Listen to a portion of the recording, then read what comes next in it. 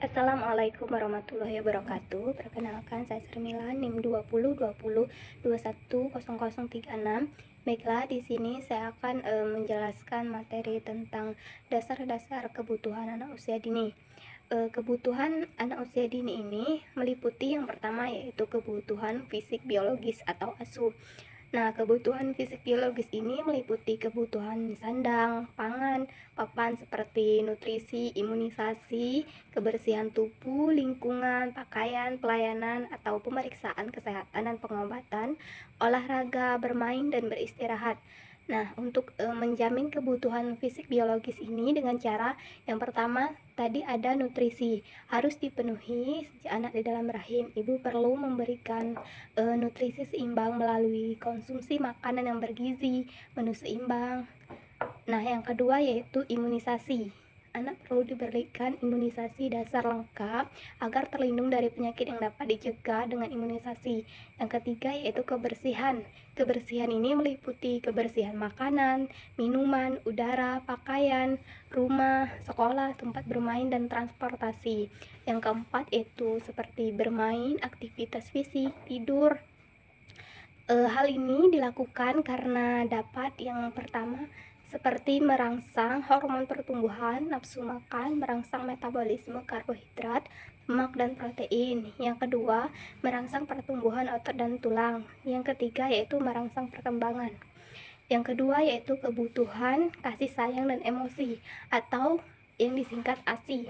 Nah, kasih sayang dari orang tua akan menciptakan ikatan yang erat atau bonding dan kepercayaan dasar atau untuk menjamin tumbuh kembang fisik, mental, dan psikososial dengan cara yaitu yang pertama menciptakan rasa aman dan nyaman, anak merasa dilindungi. Yang kedua yaitu diperhatikan minat, keinginan, dan pendapatnya. Yang ketiga diberi contoh. Yang keempat dibantu, didorong, atau dimotivasi dan dihargai. Yang kelima yaitu dididik dengan penuh kegembiraan, melakukan koreksi dengan kegembiraan dan kasih sayang. Yang ketiga yaitu kebutuhan stimulasi atau ASA. Stimulasi mental merupakan cikal bakal dalam proses belajar atau pendidikan dan pelatihan pada anak. Nah, stimulasi mental ini atau ASA ini mengembangkan perkembangan mental, psikososial, kecerdasan, keterampilan, kemandirian, kreativitas, agama, kepribadian, moral, etika, produktivitas, dan sebagainya. Anak perlu distimulasi sejak dini untuk mengembangkan sedini mungkin kemampuan sensorik, motorik, emosi, sosial, bicara, kognitif, kemandirian, kreativitas, kepemimpinan, moral, dan spiritual anak. Nah, dasar perlunya stimulasi dini ini agar yang pertama miliaran sel otak itu dibentuk sejak anak dalam kandungan atau usia 6 bulan dan belum ada hubungan antar sel otak. Yang kedua yaitu orang tua perlu merangsang hubungan antar sel otak. Yang ketiga yaitu bila ada rangsangan akan terbentuk hubungan baru atau sinaps. Yang keempat yaitu semakin sering dirangsang akan semakin kuat hubungan antara sel-sel otak. Yang kelima itu semakin banyak variasi maka hubungan antar sel otak semakin kompleks atau luas. Nah, yang keenam merangsang otak kiri dan kanan secara seimbang untuk mengembangkan multiple intelligence. Yang ketujuh yaitu keterampilan berbahasa, kemandirian, kreativitas, produktivitas, dan sebagainya. B. Jenis-jenis kebutuhan anak usia dini. Yang pertama yaitu kebutuhan fisik. Kebutuhan fisik ini merupakan kebutuhan primer bagi seorang anak.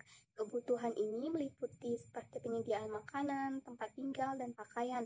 Dengan terpenuhinya kebutuhan fisik, maka anak pun dapat berkembang. Namun untuk mendapatkan perkembangan yang optimal, pemenuhan kebutuhan fisik tentunya tidak sekedar menyangkut aspek kuantitasnya. Justru yang lebih penting adalah kualitas dari makanan atau asupan gizi yang diberikan, kenyamanan tempat tinggal maupun kualitas pakaian yang diberikan. Jadi memang untuk dapat mendidik anak dengan optimal, kebutuhan fisik inilah yang harus terpenuhi terlebih dahulu. Misalnya tentang makanan, orang tua haruslah pandai-pandai untuk memberikan makanan yang cukup bernutrisi bagi anak. Yang kedua yaitu kebutuhan emosi.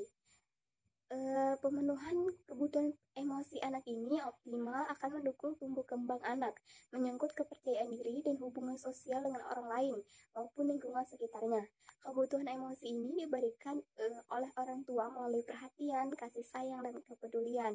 Yang ketiga yaitu kebutuhan intelektual. Perkembangan intelektual anak merupakan salah satu aspek penting dalam psikologi perkembangan anak usia dini. Gerakan anak yang lincah dan dinamis memperlihatkan perkembangan intelektual yang sangat potensial. Sebaliknya, anak yang terlalu diam justru perlu dirasa untuk mengembangkan aspek intelektual tersebut. Namun sayangnya banyak orang tua yang justru seakan terbebani dengan anak yang terlalu lincah dan menganggapnya sebagai kenakalan sehingga ditegur dan dimarahi. Yang keempat yaitu kebutuhan sosial. Anak juga merupakan makhluk sosial yang membutuhkan orang lain dalam hidupnya. Dengan bersosialisasi dengan lingkungan luar, anak akan menerapkan apa yang telah diperoleh dari keluarganya.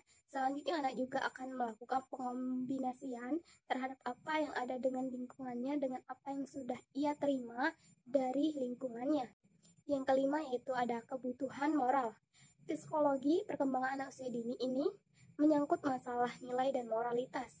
Sebenarnya tidak bisa dilepaskan dari aspek emosi maupun intelektualitasnya. Namun seperti diungkapkan dalam teori tabula rasa, seorang anak itu diibaratkan lembaran putih yang sangat ditentukan oleh lingkungannya. Karena itulah pembekalan terhadap faktor inilah dan moralitas sangat penting diterapkan anak sejak dini agar anak itu memiliki bekal dalam menilai pengaruh dari sebuah sistem tata nilai yang besar. Anak itu adalah aset utama bagi keberlangsungan kehidupan manusia. Assalamualaikum warahmatullahi wabarakatuh. Perkenalkan, nama saya Gita Rizkia, NIM 203021010109. Di sini saya akan menjelaskan materi yang selanjutnya. Materi yang selanjutnya yaitu kebutuhan anak usia dini dalam Islam. Kebutuhan pendidikan jasmani anak yang terdiri dari yang pertama, anak diberikan susu ibu, yaitu pentingnya ibu menyusui. Ibu menyusui berarti memberikan makanan kepada bayi agar dapat berkembang dan bertumbuh secara sempurna baik fisik maupun psikisnya. Yang selanjutnya, menyusui anak bermanfaat bagi ibu. Islam amat memperhatikan pembinaan dan perawatan secara detail dan rinci. Yang selanjutnya, masa menyusui anak. Menurut Mansur yang dikutip dalam buku Muhammad Bakir, masa sempurna menyusui anak adalah 2 tahun. Yang kedua, anak diajarkan olahraga. Jadi pada masa kanak-kanak merupakan dasar bagi pertumbuhan dan perkembangan. Oleh karena itu, pada masa ini anak-anak harus diberikan kebebasan dalam beraktivitas. Dan yang ketiga, anak diakikah. Akikah merupakan salah satu ajaran Islam yang harus diperhatikan oleh pemeluknya. Yang keempat, anak diperkenalkan keteladanan yang baik. Yang dimaksud dengan keteladanan yang baik itu adalah memperkenalkan kepada anak hal-hal yang baik, ucapan terpuji, dan perkenalkan perbuatan ibadah yang baik. Dan yang kelima, anak diberikan ciuman. Anak membutuhkan kebutuhan rohani, yakni setiap anak pasti menyukai pelukan dan ciuman, karena hal tersebut termasuk bentuk kasih sayang. Dan yang keenam, anak dilatih kerjasama. Kerjasama adalah bentuk empati anak terhadap orang lain. Jadi, kita sebagai orang tua harus mengajarkan sifat empati kepada anak. Dan yang terakhir, anak dilatih sifat keberanian. Dalam hal ini, peran orang tua sangat penting terhadap anak. Orang tua harus mampu menumbuhkan rasa percaya diri anak agar anak tidak merasa takut. Mungkin itu saja penjelasan dari saya. Wassalamualaikum warahmatullahi wabarakatuh. Baiklah, saya akan melanjutkan materi selanjutnya, yaitu hierarki kebutuhan menurut Abraham Haji Maslow. Ada 5 kebutuhan. Yang pertama, kebutuhan fisiologi atau VALI. Yang kedua, kebutuhan akan keselamatan. Yang ketiga, kebutuhan akan rasa memiliki dan rasa cinta. Yang keempat, kebutuhan akan harga diri. Dan yang kelima, kebutuhan akan perwujudan diri atau aktualisasi diri. Nah, yang pertama, kebutuhan fisiologi, kebutuhan yang memiliki prioritas tertinggi dalam hierarki Maslow, sehingga seseorang yang belum memenuhi kebutuhan dasar lainnya akan lebih dulu memenuhi kebutuhan fisiologinya. Yang kedua, kebutuhan akan keselamatan. Kebutuhan ini meliputi kebutuhan akan jaminan stabilitas, perlindungan, ketertiban, bebas dari ketakutan dan kecemasan. Yang ketiga, kebutuhan akan rasa memiliki dan rasa cinta, seperti keinginan untuk berteman, keinginan untuk mempunyai pasangan dan anak, kebutuhan untuk menjadi sebuah keluarga, sebuah perkumpulan, dan lingkungan masyarakat. Yang keempat, kebutuhan akan harga diri, memiliki dua komponen, yaitu menghargai diri sendiri dan mendapat penghargaan dari orang lain. Nah, yang kebutuhan menghargai diri sendiri yaitu kebutuhan yang memiliki kekuatan, prestasi, percaya diri, kemandirian, dan kebebasan. Dan untuk mendapat penghargaan dari orang lain yaitu ketenaran, menjadi orang penting, dan kehormatan dan apresiasi. Dan yang kelima, kebutuhan akan perwujudan diri atau aktualisasi diri, yaitu untuk menjadi diri sendiri, potensi dirinya, untuk menjadi siapa saja yang dia dapat melakukannya, dan untuk menjadi kreatif dan bebas mencapai puncak potensi prestasinya. Mungkin itu saja yang dapat saya sampaikan. Saya kembalikan ke moderator.